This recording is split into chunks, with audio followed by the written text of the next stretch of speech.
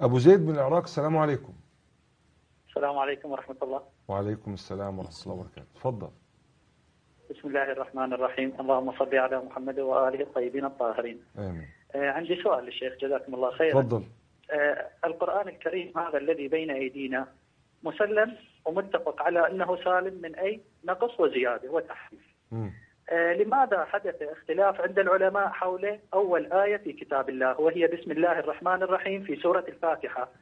كيف ما هو المستند الشرعي الذي قال فيه علماء الذين يقولون أن البسملة ليست آية من الفاتحة وهي مرقمة برقم 1 في كتاب الله الكريم؟ من اللي قال لك أن في خلاف في البسملة هي؟ نعم، البسملة بعض العلماء يقولون أنها ليست آية من الفاتحة. من قال؟ الآخر يقول من قال هذا؟ الإمام مالك والشيخ ابن تيمية ومجموعة يعني. لا لا لا لا لا, لا تقل هذا، هداك الله. أنا سأسألك أولا يا أبا زيد، هل تعترف بأن القرآن اللي موجود هذا بين أيدينا ما فيه نقص أبدا؟ نعم، هذا الله تكفل بحفظه. إنا نحن نزلنا الذكر وإنا له لحافظون. طيب ممتاز. يعني ما رأيك في من يقول إن هذا القرآن ناقص؟ هذا الإنسان أخطأ كما أنه أخطأ عندما رووا الحديث الذي يقول قسمت الصلاة بيني وبين عبدي قسمين، واستدلوا بهذا الحديث على أن البسملة ليست آية من الفاتحة ونحن نقرأها في الفاتحة. كذلك العلماء الآخر. أنا شوف كلمة أخطأ شيء والحكم الشرعي شيء آخر. يعني إنسان ينكر أن يكون هذا القرآن الذي بين أيدينا هو كلام الله الذي قال عنه جل وعلا لا يأتيه الباطل من بين يديه ولا من خلفه، وقال سبحانه إنا نحن نزلنا الذكر وإنا له لحافظون، ومع ذلك يأتي ويقول لا القرآن لم يحفظ لأنه ناقص ما وصل إلينا كاملا. ما رأيك في هذا؟ هذا الذي يقول ذلك بسبب شبهة كما حدث عند الصحابي بسبب إيش؟ ابن مسعود عندما أيوة قال بعدم قرآنية المعوذتين. قال بعدم قرآنية المعوذتين لم يكفره الصحابة لأنه لشبهة حدثت في رأسه. كذلك علماء الشيعة وعلماء أهل السنة. ولكن قصدي أنا على البسملة.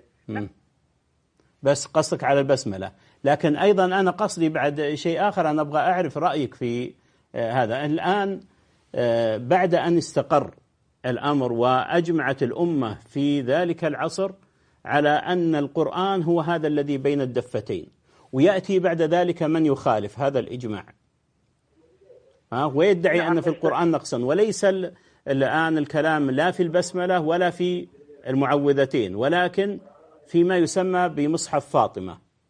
إيش رأيك فيه؟ نعم موجود مصحف السيدة فاطمة كذا كان موجود مصحف. وتقول هذا قرآن، يعني مصحف فاطمة قرآن. من قال إنه قرآن؟ إذن ما هو؟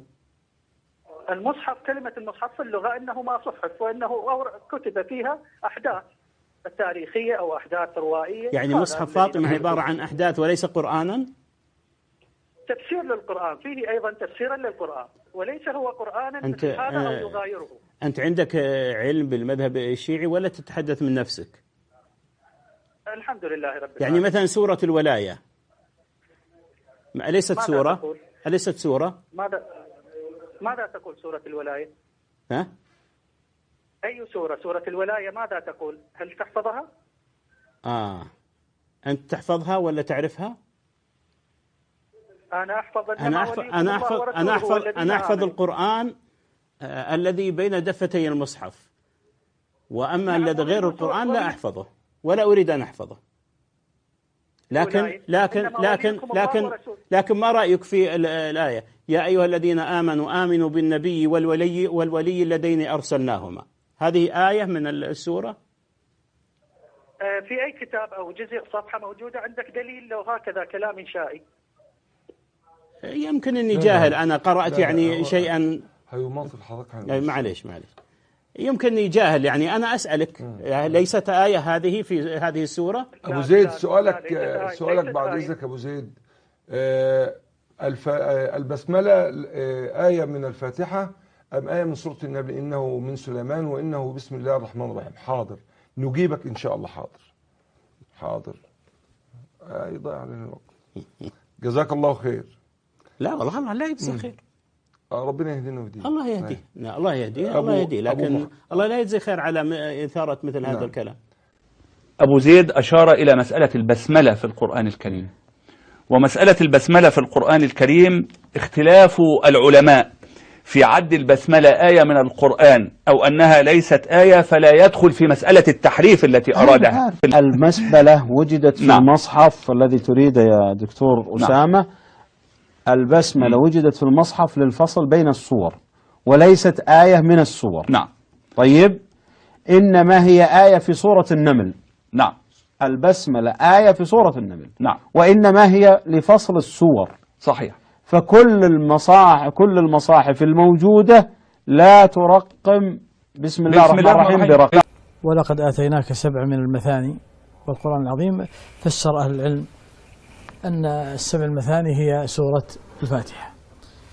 لكن المشكل الآن على بعض الناس الآن أن الترقيم الموجود في المصاحف إنهم جعلوا البسملة لها رقم 1.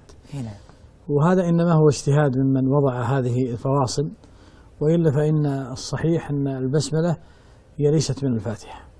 كل المصاحف الموجودة لا ترقم بسم الله الرحمن الرحيم برقم. إنما ترقم ما بعده.